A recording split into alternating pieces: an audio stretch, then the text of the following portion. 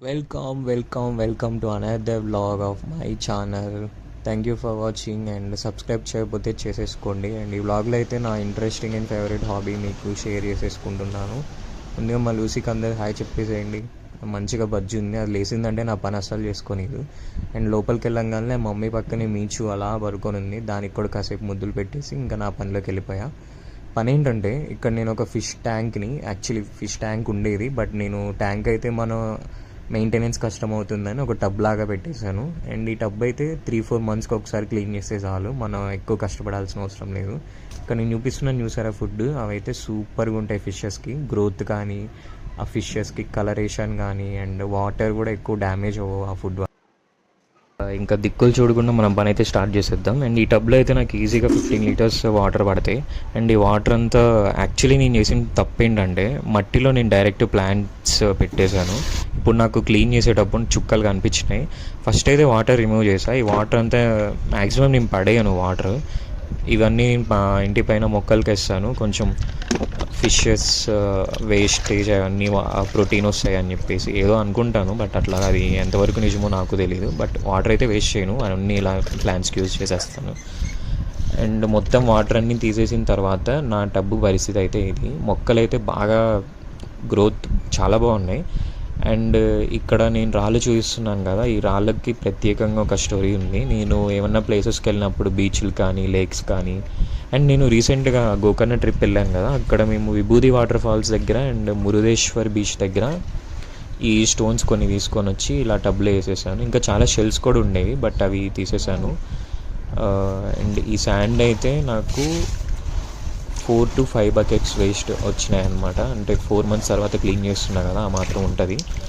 And మొత్తానికి మంచిగా clean చేసేసుకున్న తర్వాత నేనైతే మినరల్ వాటర్ యూజ్ చేస్తాను, బోర్ వాటర్ అసలు యూజ్ చేయను. మినరల్ వాటర్ వేసి అండ్ దాంట్లో ఈ డాక్టర్ బ్లూ డ్రాప్స్ అని ఉంటాయి. ఇవి ఎందుకంటే ఫిషెస్కి కొంచెం స్ట్రెస్ అవ్వకుండా అండ్ ఏమన్నా బ్యాక్టీరియా ఉంటే కిల్ చేసి ఫిషెస్కి ఫంగస్ రాకుండా మంచిగా హెల్ప్ అవుతుంది. సో ఇది ఎలా అంటే లీటర్కి 2 drops లాగా ఏదో సమ్ క్యాలిక్యులేషన్ ఉంటుంది. బట్ నేనైతే టబ్లో జస్ట్ ఒక 5 liters వాటర్ పోసి 5 drops వేస్తాను. అండ్ దెన్ కాసేపు ఆక్సిజన్ అవన్నీ పెడతాను. అండ్ నేను ఈసారి కొంచెం తెలివిగా వ్యవహరించి ప్లాంట్స్ అన్నీ ఒక గ్లాస్లో పెట్టాను, ఈజీగా తీసేయచ్చు వాటర్ చేంజ్ అప్పుడు అనేసి. అండ్ అదైతే మంచి వర్కౌట్ అయింది. మంచిగా ఆక్సిజన్ పెట్టేసి ఒక 1-2 hours పాటు వదిలేస్తాను. ఇంకా ఏమన్నా శాండ్లో బ్యాక్టీరియా ఉంటే అది కొంచెం మళ్ళీ రీసైకిల్ అవ్వడానికి హెల్ప్ అవుతుందని. అండ్ నా చేతిలో ఉంది చూసారా, ఇదైతే గప్పీ గ్రాస్. ఇది నా ఫ్రెండ్ దగ్గర నుంచి తీసుకున్నా. చాలా యూస్ఫుల్ ఇది, బ్రీడింగ్ పర్పస్ కానీ హైడింగ్ పర్పస్ కానీ చాలా బాగుంటుంది. అండ్ ఆక్సిజన్ వాటర్ కూడా మంచిగా ప్యూరిఫై చేస్తుంది, ఆక్సిజన్ సప్లై బాగుంటుంది. అండ్ మీరు కూడా యూజ్ చేయండి గప్పీ గ్రాస్ని. అండ్ గప్పీ గ్రాస్లోనే ఫాక్స్ టైల్ అని కూడా ఉంటుంది, ఈ రెండు చాలా బాగుంటాయి.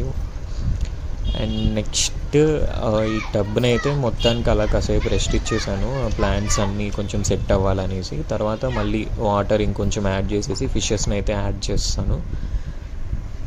అండ్ సమ్ టైం తర్వాత ఇది మనకి చాలా క్రిస్టల్ క్లియర్గా కనిపించేస్తుంది.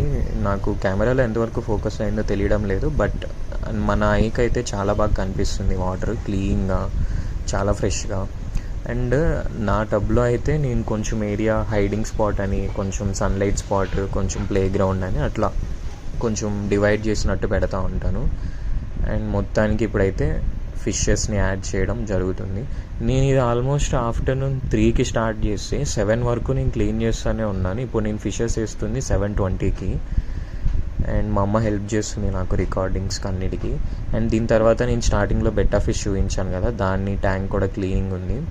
అండ్ నా ఫిష్ అయితే నాకు అది ఎప్పుడు చూసినా కూడా మంచి ఎక్స్పీరియన్స్ వస్తుంది. నేను అది వైట్ కలర్ అని తీసుకున్నా యాక్చువల్లీ, బట్ అది స్ట్రెస్ అవ్వడం వల్ల పేల్ అయిపోయి మళ్ళీ ఇప్పుడు నా దగ్గరకు వచ్చిన తర్వాత ఆఫ్టర్ మంత్స్కి మళ్ళీ దాని కలర్ అంతా రీగ్రో అవుతుంది. అండ్ అసలు ఆ కలర్ అయితే చాలా బాగుంది. ప్రీవియస్ వీడియో లేదు చూపించడానికి, బట్ ప్రెజెంట్ అయితే అసలు బెట్టా ఫిష్ సూపర్గా ఉంది.